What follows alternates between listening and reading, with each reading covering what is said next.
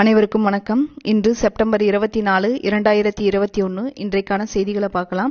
இன்றைக்கான செய்திகளை பார்க்கறதுக்கு முன்னாடி நம்ம நேற்று சொல்லியிருந்தோம் கேப்டன் லட்சுமி அவர்களை பற்றி பார்த்துட்டு அதுக்கப்புறம் செய்திக்குள்ளே போகலாம் அப்படின்னு சொல்லிட்டு.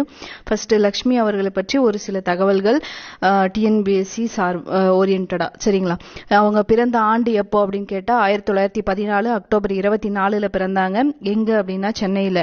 அவங்க பெற்றோர் யாருன்னு கேட்டால் சுவாமிநாதன். இவர் சென்னை உயர்நீதிமன்றத்துடைய வழக்கறிஞரா இருந்தாரு. இவங்களோட அம்மா பேர் அம்முக்குட்டி அவர்கள். இவங்க ஒரு சமூக சேவகி. யாருன்னு கேட்டீங்கன்னா அவங்களோட அம்மா லட்சுமி அவர்களுடைய அம்மா. இவங்க டாக்டரேட் பட்டம் முடிச்சது எப்போ அப்படின்னு கேட்டீங்கன்னா 1938 மருத்துவ பட்டம் முடிச்சாங்க. 1942 பாத்தீங்கன்னா இந்திய தேசிய ராணுவம் சிங்கப்பூர்ல உருவாக்கப்பட்டிருக்கும். யாரால அப்படின்னு கேட்டாங்கன்னா நேதாஜி சுபாஷ் சந்திர போஸ் அவர்களால.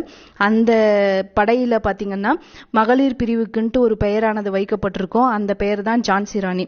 சோ அந்த பிரிவிற்கு 1943 தலைமை தாங்கிய பெண்மணி யாரு அப்படின்னு கேட்டீங்கன்னா நம்ம லட்சுமி அவர்கள் தான். முதல் செய்தியாக பாத்தீங்கன்னா 2050க்குள் உலகின் 3வது மிகப்பெரிய நாடாக இந்தியா மாறும் என்று உலகளாவிய வர்த்தகத்துறையானது சொல்லியிருக்கு.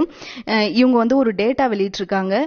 தற்போது இந்தியா எந்த இடத்துல இருக்கு, 2030 எந்த இடத்துல வரும், 2050 இந்தியாவுடைய இடம் என்னவாக இருக்கும் அப்படின்ற ஒரு டேட்டா வெளியிடப்பட்டிருக்கு.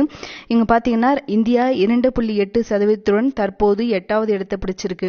ஸோ 2030 பாத்தீங்கன்னா 3.9% 4வது நிலையை எட்டும் அப்படின்ற செய்தியும், 2050 5.9% 3வது ஒரு பெரிய நாடாக இந்தியாவானது விளங்கும் என்ற செய்தியை இந்த அமைப்பானது வெளியிட்டிருக்காங்க.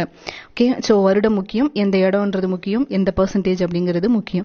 அதுக்கடுத்து பாத்தீங்கன்னா தொழில் தொடங்குவதற்கு உகந்த நகரங்களுடைய பட்டியலானது வெளியிடப்பட்டிருக்கு. இந்த பட்டியலை வெளியிடுபவர் யார் அப்படின்னு கேட்டீங்கன்னா ஸ்டார்ட் அப் ஜீனோம். இது எங்க இருக்கு அப்படின்னு கேட்டா அமெரிக்காவில் சான் பிரான்சிஸ்கோவில் தான் இருக்கக்கூடிய ஒரு அமைப்பு, ஒரு நிறுவனம் தான். எதுன்னு கேட்டீங்கன்னா இந்த ஸ்டார்ட் அப் ஜீனோம். இவங்க தான் உலக அளவில் தொழில் தொடங்கக்கூடிய நகரங்களுடைய பட்டியலை ஆண்டுதோறும் வெளியிடுறாங்க. இல்ல ஃபர்ஸ்ட் பிளேஸ் யார் இருக்கா அப்படின்னு கேட்டீங்கன்னா மும்பை. இந்த மும்பையானது கடந்த 2 ஆண்டுகளாமே பாத்தீங்கன்னா ஃபர்ஸ்ட் பிளேஸ்ல தான் இருந்துட்டு வருது.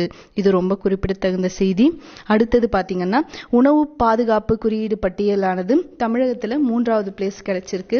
இந்த உணவு பாதுகாப்பு, அதாவது பொதுமக்களுக்கு பாதுகாப்பு உணவை உறுதி செய்து உணவு பாதுகாப்பு என்ன பண்ணுது அப்படின்னு கேட்டீங்கன்னா தர நிர்ணய ஆணையம் சார்பில் ஆண்டுதோறும் உணவு பாதுகாப்பு குறியீடானது வெளியிடப்படுகிறது. இதை வெளியிட்டவர் யார் அப்படின்னு கேட்டீங்கன்னா மத்திய சுகாதார அமைச்சர் மன்சுக் மாண்டவியா அவர்கள் வெளியிட்டாங்க. சோ இந்த அறிக்கையில அவர் என்ன கொடுத்திருக்காரு அப்படின்னு கேட்டீங்கன்னா பெரிய மாநிலங்கள் பட்டியல்ல first place Gujarat, second place Kerala, third பிளேஸ்ல தமிழகமானது இருக்கு. அதுபோல சிறிய மாநிலங்கள் பட்டியல்ல பாத்தீங்கன்னா first place Goa, second place Meghalaya, 3வது பிளேஸ் எதுன்னு கேட்டீங்கன்னா மணிப்பூர். சரிங்களா? யூனியன் பிரதேசத்துல ஜம்மு காஷ்மீர், அந்தமான் நிக்கோபர், அதுக்கப்புறம் புதுடில்லியானது வரிசைப்படி கொடுத்திருக்காங்க. சோ பெரிய மாநிலங்கள் எது, சிறிய மாநிலங்கள் எது, யூனியன் பிரதேசங்கள்ல எது, சோ இதை வெளியிட்டவர் யார், இது நமக்கு முக்கியம். அடுத்த செய்தியாக தேயிலை பூங்கா அசாம் அரசு, அதாவது அசாம்ல கம்ரூட் மாவட்டத்துல சாய்கானா அப்படின்ற இடத்துல என்ன பண்ணிருக்காங்க அப்படின்னு கேட்டீங்கன்னா ஒரு டீ பார்க் ஒன்று உருவாக்கி இருக்காங்க. இதோட நோக்கம் என்ன அப்படின்னு பாத்தீங்கன்னா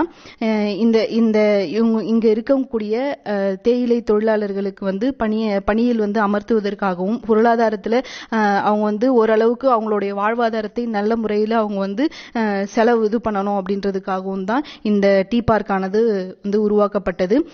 ரயில் மற்றும் துறைமுக இணைப்பு, சரக்கு மற்றும் கிடங்கு சேவைகள் வசதிகளை அதிகப்படுத்துறது, தேயிலை அங்கேயே அரைக்கிறது, அங்கேயே மிக்ஸ் பண்ணி அங்கேயே பேக் பண்றது, இது போன்ற சேவைகள்லாம் பாத்தீங்கன்னா இந்த வசதிகளோட இந்த டீ பார்க் ஆனது இயங்கும் என்று குறிப்பிடப்பட்டிருக்கு. அடுத்த செய்தியாக தமிழ்நாடு மற்றும் புதுச்சேரி கடற்கரை நீலக்கொடி சான்றிதழை பெற்றுள்ளது. ஸோ இது ரொம்ப முக்கியம். என்ன அப்படின்னு பாத்தீங்கன்னா இந்த நீலக்கொடி சான்றிதழ் எதற்காக வழங்குறது யாரு அப்படின்னு பாத்தீங்கன்னா சிறந்த சுற்றுச்சூழல் மிக்க கடற்சார் சூழலை பேணி காக்கும் அழகிய கடற்கரைக்கு தான் பாத்தீங்கன்னா இந்த நீலக்கொடி சான்றிதழானது வழங்கப்படுகிறது. இதை வழங்குவது யார் அப்படின்னு கேட்டீங்கன்னா டென்மார்க் சுற்றுச்சூழல் கல்வி அறக்கட்டளையானது இதை வழங்குகிறது. சரிங்களா? ஸோ இதுக்கு முன்னாடி பார்த்தீங்கன்னா இந்தியா முழுவதும் கர்நாடகா, ஆந்திரா, கேரளா, ஒடிசா இங்கேயும், அது மட்டும் இல்லாமல் யூனியன் பிரதேசங்களில் பார்த்தீங்கன்னா அந்தமான் நிக்கோபர், டையூ இந்த இடங்களையும் பார்த்தீங்கன்னா மொத்தமாக 8 கடற்கரையை வந்து நீலக்கொடி சான்றிதழ் கொடுத்து வந்து அங்கீகரிச்சிருக்காங்க. இப்போ 10வதா என்ன சொல்லியிருக்காங்க, தமிழ்நாடையும் புதுச்சேரியும் பார்த்தீங்கன்னா தமிழ்நாட்டில் கோவளம் பீச் கடற்கரையை வந்து நீலக்கொடி சான்று கொடுத்து அங்கீகரிச்சிருக்காங்க. ஆக மொத்தம் இந்தியாவில் பார்த்தீங்கன்னா 10 கடற்கரையை வந்து நீலக்கொடி சான்றிதழானது வழங்கப்பட்டிருக்கு. ஓகே, இன்றைக்கான செய்தியானது முடிவடைந்தது. நாளைய செய்தியில சந்திக்கலாம். நன்றி.